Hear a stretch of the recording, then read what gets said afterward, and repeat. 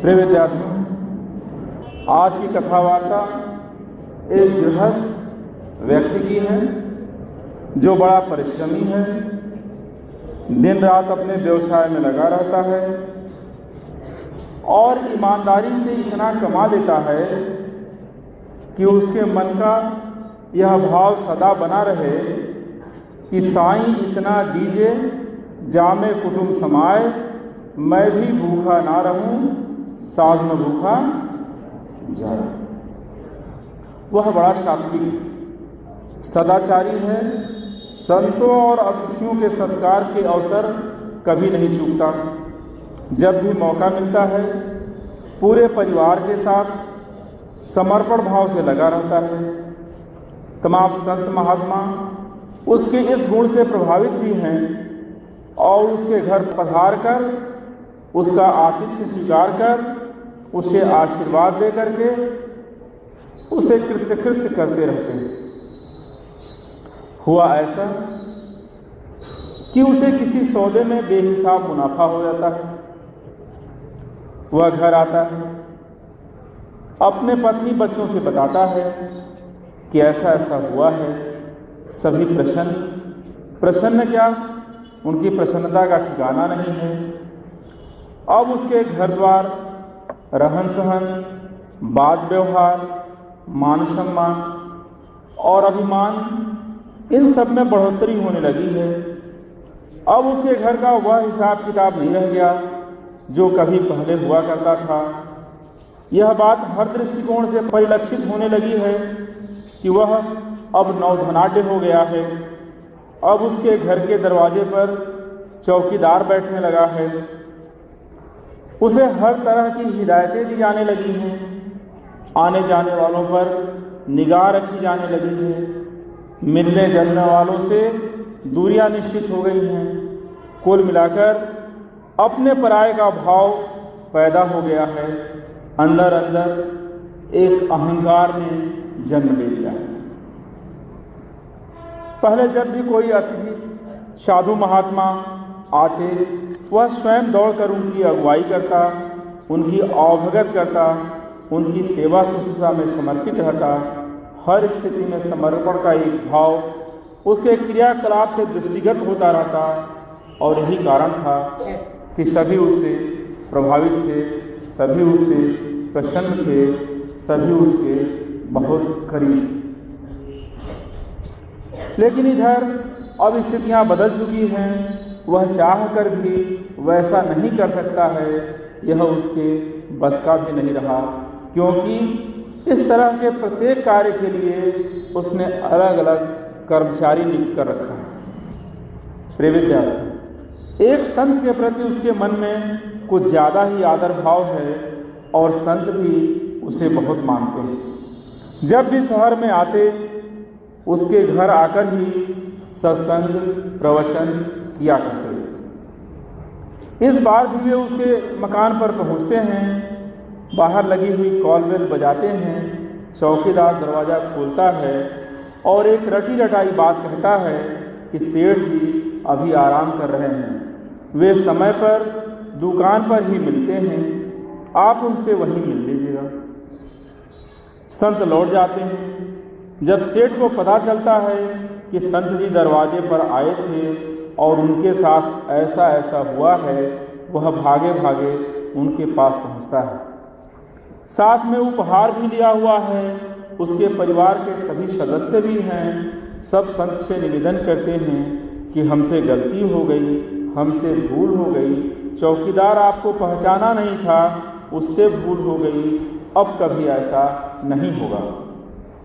आप चल चलिए हमारे घर, हम सब आपके लिए उपहार सजा कर रखे हुए हैं और इस बार सत्संग की बहुत बड़ी व्यवस्था कर रखे हैं, बहुत भव्य व्यवस्था कर रखे हैं। शहर का सबसे बड़ा ऑडिटोरियम आपके लिए बुक किया गया है और सारे सत्संगी, सारे प्रवचन सुनने वाले वहाँ इकट्ठे हैं और उनमें से कुछ लोग देखिए हमारे साथ भी आए हैं, वे सब आपको ले चलना चाहते हैं। संत ने कहा, अब तुम्हारे अंदर वह समर्पण भाव नहीं रहा, क्योंकि तुम जानते हो कि जब भी मैं शहर में आता हूँ केवल तुम्हारा ही आतिथ्य ग्रहण करता हूँ। अगर तुम्हारे अंदर वह पुराना समर्पण भाव होता तो यह स्थिति नहीं आती। तुम जरूर इस बात का ध्यान रखते कि मैं आने वाला हूँ और मैं तुम्हारे ही घर रुकूंगा, तुम्हारी ही व्यवस्था से आगे का कार्य करूँगा। तुलसीदास ने कहा है, प्रभुता पाई काहि मद नाहि। अर्थात चाहे जिस भी तरह से, चाहे जिस भी कारण से धन हो, पद हो, सत्ता हो या विद्या क्यों ही न हो के पाने पर मनुष्य के अंदर अभिमान जागृत हो जाता है और वह उसके समर्पण भाव में बाधा डालता है, रुकावट डालता है, रोकता है। प्रिय विद्यार्थियों, यही हुआ उस व्यक्ति के साथ। उसे लगने लगा कि अब वह कुछ हो गया है, कुछ बन गया है, अब वह भी कुछ है। और जब भी यह भाव जागृत हो जाता है तो मनुष्य का स्वाभाविक गुण, जिसे हम प्रेम, दया, सहिष्णुता और समर्पण के रूप में जानते हैं, चला जाता है। समर्पण का भाव बड़ा जटिल है। समर्पण करना कभी कभी ढोंग ही लगता है, या इसे ऐसा भी कहा जा सकता है कि समर्पण बहुतायत में ढोंग होता है, दिखावा होता है और व्यर्थ होता है। लेकिन ऐसा नहीं। समर्पण समर्पण। तुम भी समर्पित होते हो। कब? जब तुम किसी के पांव छूते हो। पांव छूना भी समर्पण है। लेकिन क्या तुम पांव छूते हो? कितनों ने किसी का पैर छुआ है?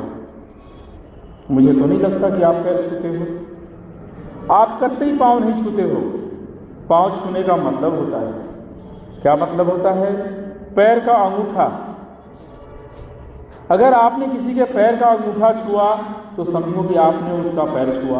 अब बताओ, आप में कितने लोग ऐसा करते हैं? कितने लोग पैर का अंगूठा छूते हैं जिन्हें मैं जानता हूं, या जितने लोगों को मैंने देखा है उन्हें केवल घुटने छूते देखा है। अधिकतम आप घुटना तक छूते हैं या घुटना ही छूते हैं। उससे नीचे छूने वालों की संख्या 1000 में 1 हो तो इसे बड़ी बात समझिए, इसे बड़ी बात जानिए और वास्तव में बड़ी बात है। तो आप इसे समर्पण करते हैं। तुम्हें कैसे बताऊं? तुम्हें पता भी नहीं होगा कि क्यों पैर छुआ जाता है, क्यों अंगूठा छुआ जाता है। कोई जानता है? बताओ क्यों पैर छुआ जाता है? तुम कहोगे समर्पण करने के लिए। समर्पण कैसे किया जाता है? तो कहोगे पैर छूकर किया जाता है। तो यह तो कोई जवाब नहीं। पैर क्यों छुआ जाता है? पैर इसलिए छुआ जाता है कि इस शरीर में एक ऊर्जा होती है, शाब्दिक ऊर्जा, और माने दुष्ट वाली ऊर्जा भी होती है। दुष्टों के शरीर में दुष्टा की ऊर्जा होती है, सत्पुरुष के शरीर में सात्विक ऊर्जा होती है। तो जब भी आप किसी का पैर छूते हैं तो ऊर्जा का प्रवाह कैसे होता है? ऊंचाई से नीचे की ओर होता है ना। प्रवाह सदैव ऊपर से नीचे की ओर होता है। ऊर्जा भी उच्च ऊर्जा से निम्न ऊर्जा की ओर से लगती है। बिजली का प्रवाह भी तुम जानते हो। इलेक्ट्रॉन का बिजली का प्रवाह कैसे होता है? आप स्विच ऑफ करते हो, बल्ब जल जाता है। क्या होता है? जैसे ही आप स्विच ऑफ करते हो, एक इलेक्ट्रॉन दूसरे इलेक्ट्रॉन को धक्का देता है और इस धक्के से अंतिम इलेक्ट्रॉन वहां धक्का देता है। करंट कैसे पहुंचता है? चलकर नहीं पहुंचता। अगर करंट चलकर पहुंचना होता तो कितने दिन लग जाते? बल्ब आज जलाते, अकल प्रकाश होता। करंट फ्लो होता है, बस जैसे ही आपने स्विच ऑन किया, एक इलेक्ट्रॉन दूसरे इलेक्ट्रॉन को पुश किया और एक कड़ी बनी हुई है, अंतिम इलेक्ट्रॉन वहां तुरंत विद इन नो टाइम। तो ऊर्जा का प्रवाह ऐसे होता है। तो जब भी तुम पैर छूते हो, इस शरीर का सबसे ऊंचा भाग कौन सा है? ये है ना हमारा, इसको सहस्त्रार्थ कहते हैं। सबसे ऊंची जगह है। ज्ञान की अंतिम स्थिति यही है। यहाँ ज्ञान हमको उपलब्ध होता है सहस्त्रार्थ। और शरीर का सबसे निचला भाग कौन सा है? पैर ना। और पैर का अग्रभाग अंगूठा। अंगूठा से आगे भी कोई भाग है? शरीर का कोई हिस्सा है जो अंगूठा से आगे हो? सबसे अग्रभाग क्या है? अंगूठा है। तो कहाँ से चलता है? ऊर्जा चलती है यहाँ से और अंगूठे से वो बाहर निकलती है। तो जब भी आप किसी का अंगूठा छूते हो, यानी कि किसी श्रेष्ठ व्यक्ति का अंगूठा छूते हो, तो उसके अंदर की विशिष्ट ऊर्जा वो तुम्हारे अंदर प्रवाहित हो जाती है। ऊर्जा के प्रवाह का यही रास्ता है कि शिखर से चल करके और यहाँ आधार से जो है प्रवाहित होती है। और जैसे ही तुम पैर छूते हो, तुम्हारे अंदर एक ऊर्जा का संचार होता है और तुम ऊर्जावान हो जाते हो, बशर्ते कि दोनों पात्र हों और उपयुक्त हों, आदर्श हों। दोनों इस स्थिति में हों कि यह घटना घट सके, और यह तभी संभव है जब समर्पण का भाव जागृत हो। अन्यथा जबरदस्ती पैर छूने से, यह तुम यहाँ जबरदस्ती पैर छूते हो स्कूल में दिखाने के लिए, चाहे नंबर पाने के लिए, अब चाहे और जो कारण, पैर छू लिए, 1 नंबर बढ़ गया। हर महीने टेस्ट होता है, एक बार तो छू लेते हो। तो ऐसी घटना नहीं घटी, जबरदस्ती नहीं, बेमन का नहीं। उसके लिए तुम्हारे अंदर समर्पण का भाव जागृत होना चाहिए, समर्पित हो। और मैंने कहा कि दोनों व्यक्ति पात्र हों, नहीं तो जबरदस्ती या फिर किसी विशेष लालसा से। अगर तुम नंबर पाने के लिए पैर छू रहे हो तो ऊर्जावान नहीं हो पाओगे, तुम्हारे अंदर ऊर्जा प्रवाहित नहीं हो पाएगी। पैर पकड़ के ही बैठ जाओगे तब भी नहीं हो पाएगी। लालसा से चीज नहीं होती है, ये भाव से होता है। भाव अगर तुम्हारे अंदर है तभी संभव है। प्रिय विद्यार्थी, महाकश्यप बुद्ध के पास आया, उनके धम्म में प्रवेश पाया और समर्पित भाव से बुद्ध के शरणागत हुआ। बुद्ध के उसने पांव छुए और बुद्ध ने उसके सिर पर हाथ रख दिया। जैसे ही बुद्ध ने उसके सिर पर हाथ रखा, महाकश्यप ज्ञान को उपलब्ध हो गया, और जैसे ही वो ज्ञान को उपलब्ध हुआ वो नाचने लगा। इसका मतलब जितने नाचने वाले हैं सब बुद्ध को ज्ञान को उपलब्ध हो गए। तब तो बड़ा अच्छा है भाई, एनुअल फंक्शन होने वाला है, सब लोग उसमें नाचते नजर आएंगे। यहाँ तो सब बुद्ध ही बुद्ध हो जाएंगे, सब ज्ञानी ही ज्ञानी हो जाएंगे। तो महाकश्यप को ज्ञान उपलब्ध हुआ और वो नाचने लगा। आनंद ने देखा उसको। अभी महाकश्यप धम्म में प्रवेश पाया है, शरणागत हुआ है, बुद्ध के चरण छुए हैं, बुद्ध ने उसके सिर पर हाथ रखा है और यह नाचने लगा। ये क्या तमाशा हो गया भाई। आनंद ने बुद्ध से पूछा कि यह महाकश्यप को क्या हो गया, अरे ये क्यों नाचने लगा है? ऐसा तो बहुत कम लोगों के साथ होता है, और नाचता वही है जो ज्ञान को उपलब्ध हो जाता है। मैं तो जब भी देखता हूँ ऐसे ही तभी होता है, या ऐसे ही व्यक्ति के साथ होता है जो ज्ञान को उपलब्ध होता है। और महाकश्यप तो अभी अभी आया है और केवल आपका पैर छुआ है और आपने उसके सिर पर हाथ रखा और वो भी नाचने लगा। ये क्या नौटंकी है? बुद्ध ने कहा ये नौटंकी नहीं है, महाकश्यप ज्ञानी हो गया है, वह ज्ञान को उपलब्ध हो गया है। तो आनंद ने कहा मैं तो आपके साथ इतने दिनों से रह रहा हूं और सुबह से शाम आपको कई बार छूता हूं, क्योंकि मेरा एक ही काम है, आपकी सेवा करना, आपकी शुश्रूषा करना, आपका ध्यान रखना। तो मैं कब ज्ञान को उपलब्ध होऊंगा, मैं कब ज्ञानी होऊंगा, या मेरे साथ कब ऐसी घटना घटेगी? प्रिय विद्यार्थी, आनंद बुद्ध का प्रिय शिष्य बुद्ध से पूछ रहा है मैं कब ज्ञान को उपलब्ध होऊंगा। बुद्ध ने कहा यह तय है, जब तक मैं हूं तुम ज्ञान को उपलब्ध नहीं हो सकते। बड़ी अजीब स्थिति है। जब तक मैं हूं तुम ज्ञान को उपलब्ध नहीं हो सकते। आनंद चुप हो जाता। ऐसा एक बार नहीं हुआ, बहुत बार हुआ। आनंद के सामने कोई ज्ञान को उपलब्ध होता, आनंद फिर बुद्ध से कि मैं कब ज्ञान को उपलब्ध होऊंगा। बुद्ध यही जवाब देते कि नहीं, अभी तुम ज्ञान को उपलब्ध नहीं होगे, जब तक मैं हूं तब तक तुम ज्ञानी नहीं हो सकते। और कहीं दूर की घटना नहीं है, बस यहीं थोड़ी दूरी की घटना है, यहाँ से 20-22 किलोमीटर दूर की घटना है।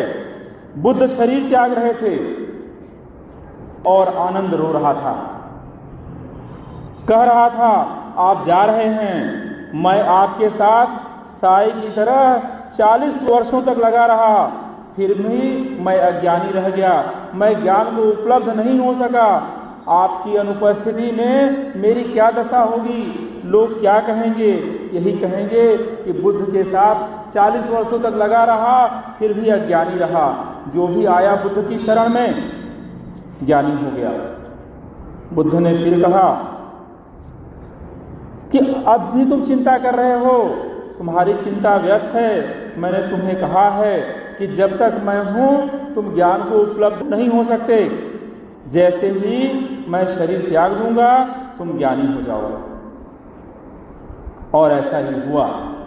जैसे ही बुद्ध ने शरीर त्यागा तत्क्षण आनंद ज्ञान को उपलब्ध हो। इसके पीछे जो कारण है वह भी समर्पण है, मात्र समर्पण। आनंद वास्तव में बुद्ध का बड़ा भाई, बुद्ध का चचेरा बड़ा भाई था आनंद। जब पहले पहल वह बुद्ध के धम्म में प्रवेश किया तो उसने बुद्ध से कहा, देखो मैं आपका बड़ा भाई, यह सत्य है? बुद्ध ने कहा हाँ ये सत्य है। उसने कहा कि जब मैं आपसे दीक्षा ले लूंगा, जब मैं आपका शिष्य हो जाऊंगा तो फिर मैं आपसे कुछ नहीं मांग सकता, यह भी सत्य है? बुद्ध ने कहा हाँ यह भी सत्य है। जब तुम मेरे शिष्य हो जाओगे तो तुम्हें अधिकार ही नहीं रहेगा, तुम मांग कर ही नहीं सकते, क्योंकि कोई भी बुद्ध का शिष्य जो है, बौद्ध भिक्षु मांग नहीं कर सकता, उनके यहाँ मांग निषेध है। इसीलिए दीक्षित होने से पूर्व मैं आपसे 3 वचन लेना चाहता हूं। बुद्ध ने कहा ठीक है, बोलो तुम्हारे 3 वचन क्या हैं? आनंद ने कहा कि मेरा पहला वचन यह है कि सदा मैं आपके साथ रहूंगा, चाहे दिन हो या रात, आपकी छाया की तरह रहूंगा। बुद्ध ने कहा स्वीकार है। दूसरा वचन बोलो। आनंद ने दूसरा वचन कहा कि आपके पास कोई भी आएगा और आप जो भी क्रिया करेंगे वह मेरी उपस्थिति में ही होगी। ऐसा नहीं कि कोई आवे और आप कह दें कि आनंद तुम हटो, मुझे इसके साथ कोई क्रिया करनी है, इसे कुछ बताना है, समझाना है, तो आप जो भी करेंगे मेरी उपस्थिति में ही करेंगे, मुझे हटाएंगे नहीं। बुद्ध ने कहा स्वीकार है। अब तीसरी बात कहो। आनंद ने कहा जब भी मैं किसी को आपसे मिलवाना चाहूंगा, चाहे रात हो या दिन, आप उससे मिलेंगे और उसकी समस्या का समाधान तत्क्षण करेंगे। बुद्ध ने कहा स्वीकार है। और बुद्ध ने उनके ये 3 वचन स्वीकार लिए। तब आनंद ने कहा कि अब आपने स्वीकार कर लिया, अभी तक आप मेरे छोटे भाई हैं, आप मेरे अनुज हैं, अब मैं आपका शिष्यत्व ग्रहण करने जा रहा हूं, क्योंकि शिष्यत्व ग्रहण करने के बाद मुझे आपका अनुगमन करना होगा। बुद्ध ने आनंद को वचन दिया और शरीर त्यागते तक इस वचन का उन्होंने निर्वहन किया। और यही कारण था, यही समस्या थी, यही दिक्कत थी कि आनंद बुद्ध के जीते जी ज्ञान को उपलब्ध नहीं हो सका। बुद्ध के शरण में जो भी आया, बुद्ध के धम्म में जो भी शामिल हुआ, बुद्ध के संपर्क में जो भी आया, ज्ञान को उपलब्ध हो गया। किंतु 40 वर्षों तक आनंद बुद्ध के साथ साथ रहा, साये की तरह रहा, लेकिन अज्ञानी ही रहा। क्यों? क्योंकि आनंद बुद्ध के प्रति समर्पित हो ही नहीं सका। कैसे समर्पित हो पाता? उसको तो लगता था कि बुद्ध मेरे हिसाब से चलते हैं, बुद्ध मेरे हिसाब से करते हैं। और बात भी सही थी, बुद्ध ने उसे 3 वचन दिए थे। आनंद की कोई बात बुद्ध नहीं काट सकते थे, आनंद जैसा कहता वैसा ही बुद्ध करते। तो जब आनंद की बात बुद्ध मान रहे थे और बुद्ध को मानना था, तो फिर आनंद कैसे समर्पित हो पाता? आनंद तो बुद्ध के ऊपर था, आनंद तो बुद्ध से अब भी श्रेष्ठ था। ऐसी स्थिति में आनंद के अंदर समर्पण कैसे जागता था? जैसे ही बुद्ध ने शरीर त्यागा, जिस क्षण शरीर त्यागा बुद्ध ने, उसी क्षण आनंद बुद्ध को समर्पित हो गया। आनंद के अंदर बुद्ध के प्रति समर्पण जागृत हो गया और आनंद भी बुद्ध हो गया। प्रिय विद्यार्थी, यही कारण है कि हमें समर्पण सिखाया जाता है। झुकना भी समर्पण है। आप हाथ जोड़ते हैं, वह भी समर्पण है। आप प्रणाम करते हैं, वह भी समर्पण है। आप चरण छूते हैं, वह भी समर्पण है। आप किसी का सम्मान करते हैं, वह भी समर्पण है। आप किसी की सेवा में हैं, वह भी समर्पण है। आप किसी की भलाई करते हैं, वह भी समर्पण है। लेकिन ये सब समर्पण के छोटे छोटे रूप हैं। ऐसा नहीं है कि आनंद बुद्ध की सेवा में था, आनंद बुद्ध को प्रणाम करता था, ज्ञान को उपलब्ध नहीं हो गया। ज्ञान को उपलब्ध होने की तो अलग स्टेज है, लेकिन ये प्रारंभ है, ये हम आपको सिखाते हैं। और जैसे जैसे आपके अंदर ये भाव जागृत हो जाता है, समर्पण की स्ट्रेंथ आपके अंदर बढ़ती जाती है, समर्पण की ताकत आपके अंदर बढ़ती जाती है। एक समय आता है जब आप निश्चित रूप से अपने उद्देश्य पर या अपने इष्ट पर समर्पित हो जाते हैं। लेकिन तब जब यह समर्पण निस्वार्थ भाव से होता है, कामना रहित होता है और बिना किसी कारण के होता है। अगर समर्पण के साथ कारण है तो वो समर्पण नहीं, बिना कारण का समर्पण ही समर्पण होता है। इसमें जब भी मैं और मेरा होता है तो समर्पण फलित नहीं होता है। यही आनंद के साथ हुआ। आनंद को लगता था कि बुद्ध मेरे हैं, बुद्ध मेरे हिसाब से चलते हैं, और उसका समर्पण जागृत नहीं हो गया। जैसे ही बुद्ध नहीं रहे, उसे लगने लगा कि बुद्ध नहीं रहे, वो बुद्ध को समर्पित हो गया। उसके अंदर समर्पण जागृत हुआ और वो बुद्ध हो गया। तो आपको खोजना है, आपको टटोलना है, आपको अपने अंदर इस चीज़ को डेवलप करना है। किसी का पैर छूने से आप छोटे नहीं हो जाएंगे, ये भाव आपके अंदर रहता है।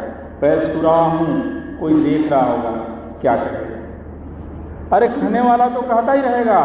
आनंद ने भी कहा था कि आप नहीं रहेंगे तो लोग क्या कहेंगे कि ये आदमी बुद्ध के साथ 40 वर्षों तक रहा और ज्ञानी नहीं हो सका। तो ये दुनिया की रीति है, तब भी थी, अब भी है और कभी रहेगी। कहने वालों की चिंता न करो, इस बात की कोशिश करो कि ये तुम्हारे अंदर जागृत हो। जैसे ही समर्पण का भाव तुम्हारे अंदर जागृत होगा, तुम भी उपलब्ध हो जाओगे, तुम भी ज्ञानी हो जाओगे और तुम भी वहाँ पहुँच जाओगे जहाँ तुमको पहुँचना है। इसकी शुरुआत कहीं बाहर से नहीं करनी है, कहीं दूर से नहीं करनी है और किसी गैर से भी नहीं करनी है। इसकी शुरुआत अपने घर से करनी है, अपने माता पिता और श्रेष्ठ जनों से करनी है, विद्यालय परिवार में करनी है, अपनी सोच और समझ से करनी है। तो मुझे लगता है कि आप ऐसा करते भी हैं।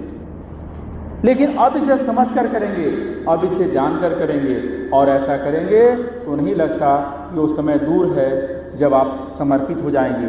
तत्क्षण ही आप समर्पित हो जाएंगे, आप अपने लक्ष्य को उपलब्ध हो जाएंगे, आप ज्ञान को उपलब्ध हो जाएंगे। प्रिय विद्यार्थियों, आप इस दिशा में लगे हैं, लगे रहेंगे, आप सफल हो रहे हैं, आप सफल होते रहेंगे, आप सफल हों। शिवोऽहम्।